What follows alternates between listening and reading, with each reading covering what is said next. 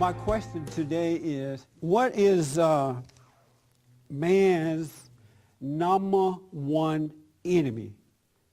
There is a number one enemy for all of mankind, men and women. Number one enemy right here.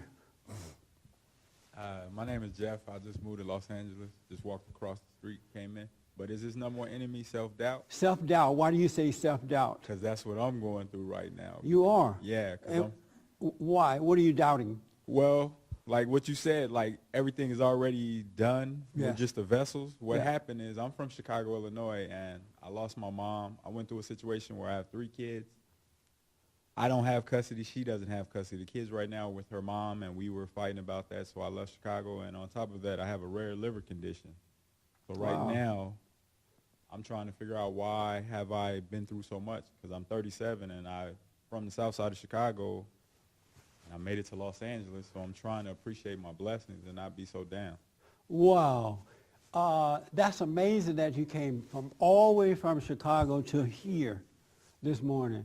Well, not this morning. Well, I mean, here, this is your first time here in this building, This is my right? first time here. Right, that's what I mean. Yes, sir. You ended up here. Yeah. And I have the answer for you. And I'll tell you in a minute.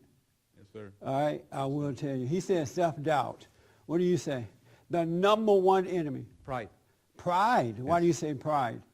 Because it's always there causing you to fall. It's always there. Give me an example of how pride is causing you to fall. Somebody will say something or do something, and at times, not all times, as you would say, but at times it gets me. It gets to you. Right. And you become prideful. I feel the pride, yes. Yeah. Okay. I feel that. So pride. Yes. Very interesting. Yes, sir. Have you guys thought about this before right now? The number one enemy. I know what is my number one enemy now. I didn't know this before. I absolutely did not know. And it's interesting how for the last 25 years, I started out knowing nothing, and I still don't know anything. I'm as dumb as I was 25 years ago. But he allowed me to see, he's kind of molded me, right? And allowed me to see things I had never realized or seen before. And that's because I have a desire to know. I really do have a strong desire. Before anything else, I want to be a child of God. I want to know what it's like to live on earth as a son of God. And we are all sons and daughters of God. And we can live that way. And I want to know what that is. I don't want to wait till I die and I'm going through the white tunnel and then all of a sudden life is flashing. What good is that going to do me? I want to live it now because it's possible to do it now. All right. Yes, sir. The number one enemy. Your number one enemy is what?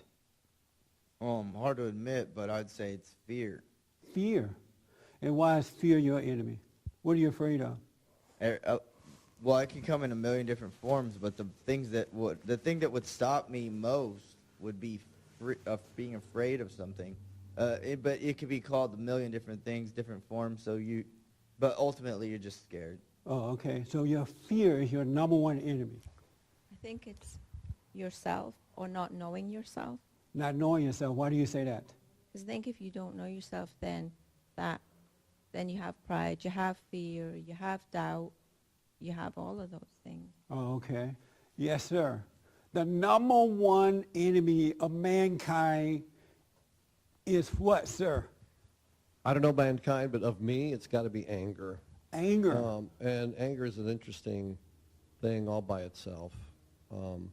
I was trying to think of an image to give you a sense of why I think it's so powerful, why it's my number one enemy. It's kind of like, you're kind of like a locomotive with a big, all the coal in the back, and anger just consumes you from the inside. The more you give it, the hotter it gets, the faster it runs, and pretty soon you're out of fuel and you're all used up.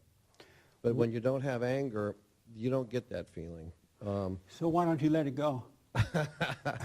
because you can move awfully fast and do a lot of damage and make some stuff happen. You think you're powerful. Anger makes you feel real powerful. So you like having anger. There's a pleasure behind it. Yeah, you A feel pleasure behind it. there. I mean, totally understand you that. can destroy things. There's a tremendous feeling of power when you're destroying things, and you're calling it being competitive. You're saying you're building a business and you're destroying your competitors. It feels good, right? But that's anger.